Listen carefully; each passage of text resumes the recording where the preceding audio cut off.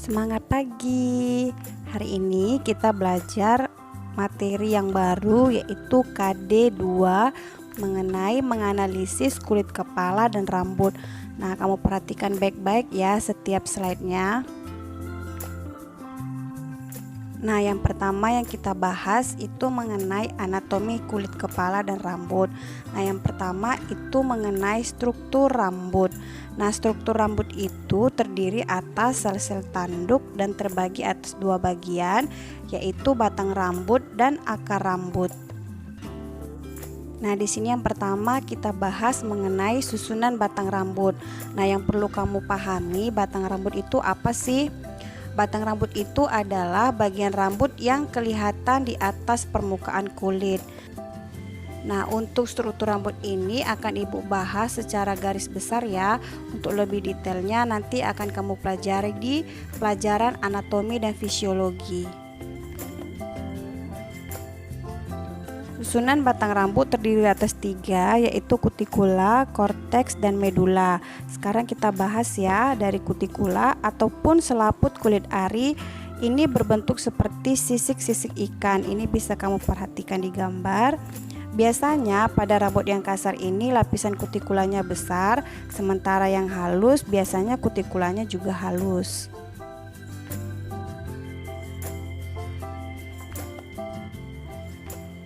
Penyerapan zat cair, obat keriting, zat atau pewarna rambut dan lain-lain diserap sampai pada lapisan ini, yaitu lapisan korteks ataupun kulit ari. Berarti fungsinya itu untuk menentukan warna rambut karena pigmen atau zat warna rambut dikandung oleh lapisan ini. Fungsi medula ataupun sumsum rambut ini belum diketahui dengan jelas sampai saat ini. Alasannya, ada juga yang tidak bermedula yang terdapat pada rambut-rambut yang tipis atau halus sekali, tetapi juga dapat tumbuh dengan baik di kepala.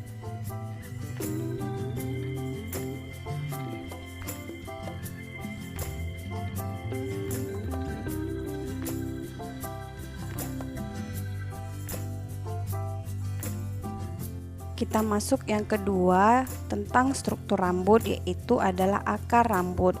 Nah, akar rambut ini adalah bagian rambut yang tertanam di dalam kulit.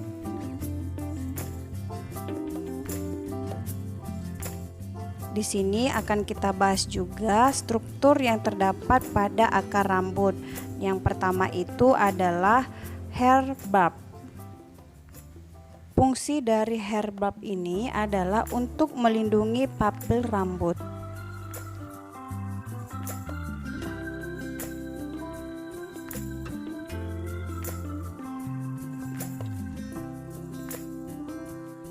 Hair papilla ataupun akar rambut, di mana ini kegunaannya sebagai dapur umum untuk rambut. Nah, dari sinilah makanan-makanan untuk memelihara kehidupan rambut dan yang disalurkan oleh pembuluh darah yang sangat halus dibuat.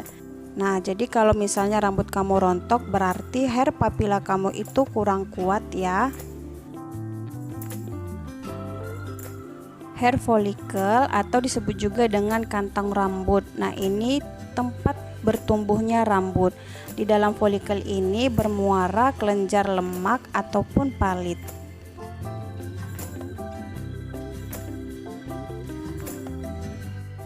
Arector pili muscle ataupun otot penegak rambut. Nah, ini yang menyebabkan rambut-rambut halus kita berdiri jika ada rangsangan dari luar. Seperti kalau kita kedinginan, bulu kuduk kita kan berdiri. Nah, inilah fungsi dari arector pili muscle. Sekarang kita bahas mengenai fisiologi rambut ataupun fungsi rambut. Kalau dikatakan pelindung berarti kita sudah paham, yaitu rambut kegunaannya untuk melindungi kulit kepala kita dari sinar matahari. Nah, saraf perasa berarti ini jika kalau ada rangsangan dari luar seperti kedinginan, ketakutan, atau kita merasa seram, nah biasanya bulu roma kita itu berdiri, berarti ada rangsangan dari luar. Selain sebagai penyangga benturan dan alat sensorik, rambut akan memberi kehangatan pada tubuh manusia dari dinginnya udara sekitar. Itulah fungsi rambut sebagai penghangat. Pengatur suhu kulit kepala ini maksudnya misalnya kalau kita berada di daerah panas, kulit kepala kita akan membantu mengeluarkan keringat hingga tidak gerah. Sedangkan kalau kita berada di tempat dingin, kulit kepala kita itu akan mengerut untuk menyimpan panas sehingga tidak kedinginan.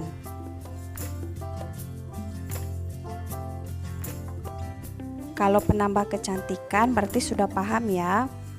Karena rambut kita itu adalah mahkota bagi setiap wanita ataupun pria yang menjadi daya tarik tersendiri. Jadi menambah kepercayaan diri kita. Pembahasan berikut akan kita bahas mengenai jenis rambut. Nah, kalau dikatakan jenis rambut berarti kamu sudah sedikit paham ya tentang jenis-jenis rambut itu apa saja. Sekarang akan kita bahas satu persatu ya. Yang pertama itu adalah normal hair. Biasanya rambut kelihatan lebih segar, bagus, tidak lengket, tidak kusam, serta tumbuhnya sehat sehingga memudahkan penataan dan perawatannya. Dry hair ataupun rambut kering biasanya kelihatan kusam, pudar, agak kemerahan, kadang-kadang pertumbuhannya tipis, serta ujungnya terbelah.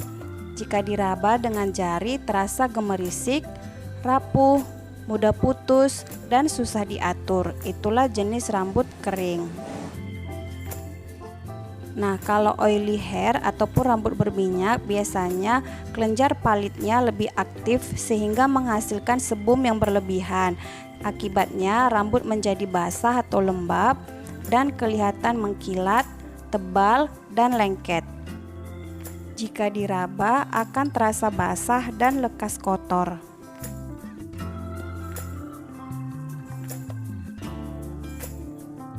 Yang terakhir, glassy hair ataupun rambut glassy. Nah, biasanya rambut ini kutikulanya sangat tebal. Mungkin ini baru kamu dengar ya. Nah, rambut ini sangat sukar dikeriting dan ditata karena sangat kaku.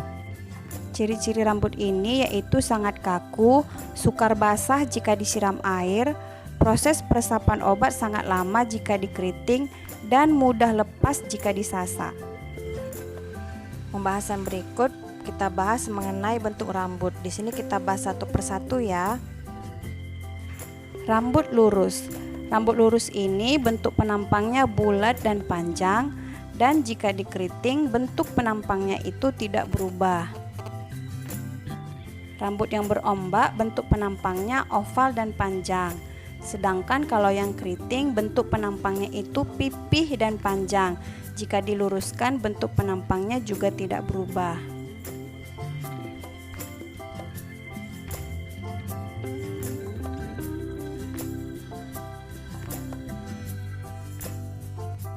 Nah, cukup sekian pembelajaran hari ini dan kamu pahami setiap slide-nya ya. Nah, jika kamu belum paham ataupun kurang paham, boleh tulis di kolom komentar dan akan Ibu balas satu persatu. Cukup sekian pembelajaran hari ini dan sampai jumpa di pertemuan berikutnya. Sampai jumpa.